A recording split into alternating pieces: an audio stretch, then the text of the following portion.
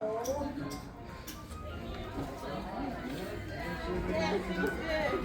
went to a murder mystery dinner in Orlando. Hello, gorgeous girlies and grunge gals. My name is Scorsese. I'm the host of the Apocalypse System, and this is a review.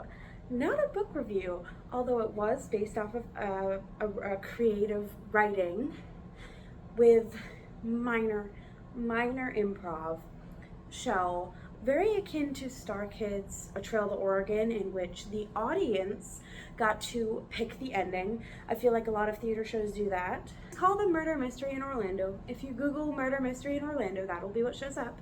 And it is a dinner theater show in which one of the cast members is murdered. Girls, come with me and we'll attend. Ah! It's the same one each night. And each person in the cast, every single one, has a reason why they would want to kill this person. So it shows some intrigue of what, everybody has a reasoning. Unfortunately, the person that we picked as the person that did it did not win the popular vote that night, which was unfortunate. But there's also a bonus feature at the end in which they tell you who really did it. And this is the same person, as it's a joke. I highly suggest you click off the video now if you don't want any spoilers. If you think you want to go to this, it's very fun. I do recommend it. Now would be the time to click off the video. In addition to the show, the writing, they did have parts where they interacted with the audience. The characters would walk around during breaks or intermission. They would talk to people. There was one point where they had an audience member physically go up on the stage, and I think that's going to happen every night, is they asked someone if they were a doctor. They bring them up to the stage to see the now murdered person and simply have them say, "This person is dead." And that is the only role that involves the audience. But they do respond on occasion, depending on who the characters are. There were two characters that were played by people that really talked to the audience, so I don't know if it's suggested that if you're comfortable you can talk to the audience, and if not you can just tune them out. But there was a little audience interaction that way. And then one of the characters, the one that was a little bit more open to talking to the audience, did go around, I suppose, at some point in the audience and figure out why everyone was out. So that felt very interesting because I didn't even notice that was happening, and all of a sudden we were the very first family they called. They were like, "Are the Livermores here? The Livermores are celebrating birthday." And I was like, how did he know that?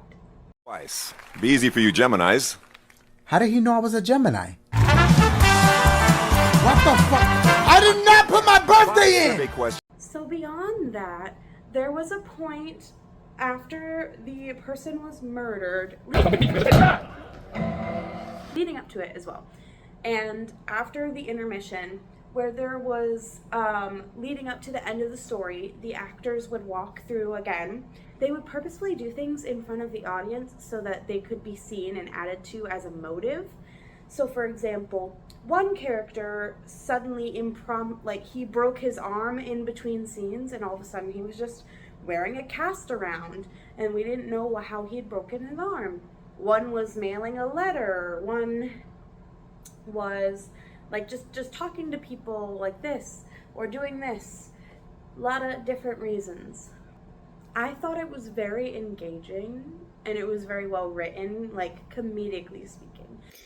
Hi, future Scorsese here, proving that I am not above the obsessed with Jules Dapper allegations, because I am in fact back, because I have more info to give you that I did not get earlier. I did not get all the footage I needed. So this is me coming here to say that there was one of the performers, the very comedic one, was actually played by a man, but he was supposed to be the mother of the victim.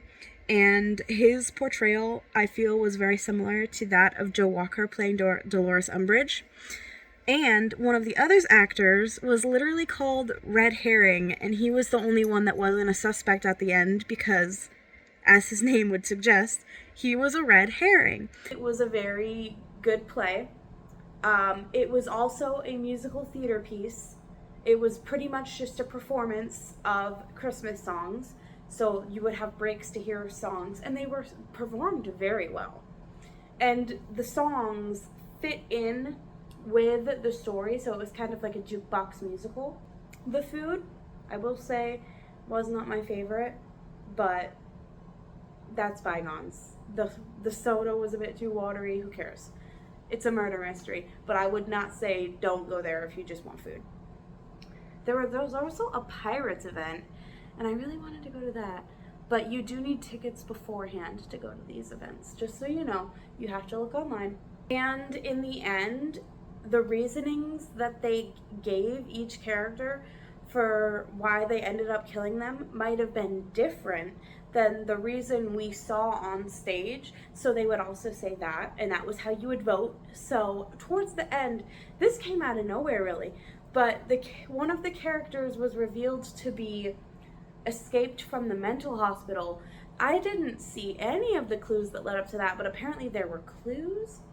And so that's the character that won the popular vote. We actually voted for her lover, who was going to run away with her, and they couldn't have the big boss finding out. Also, let me get close. Let me get intimate. Also, you're over here.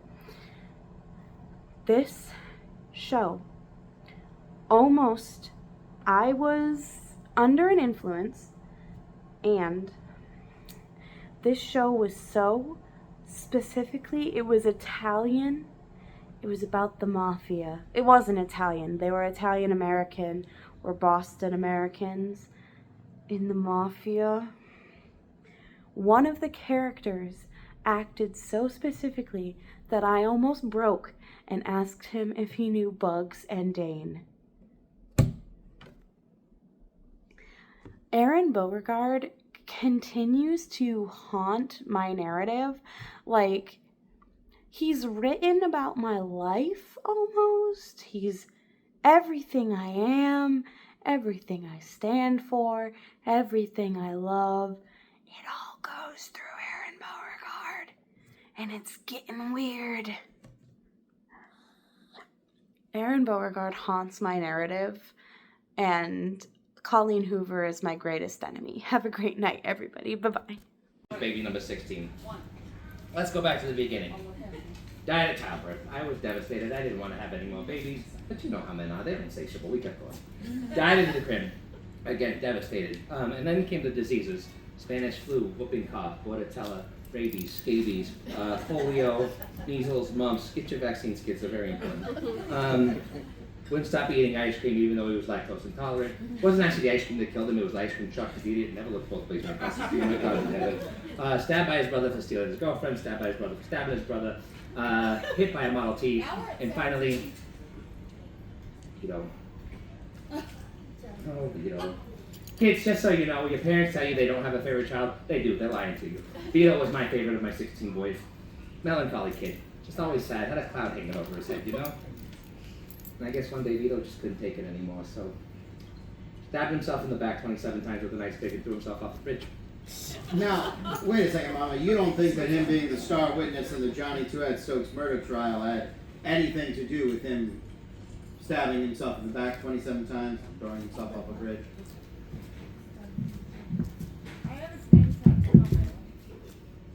I would like to plead the fifth. Okay, good to know. Yes.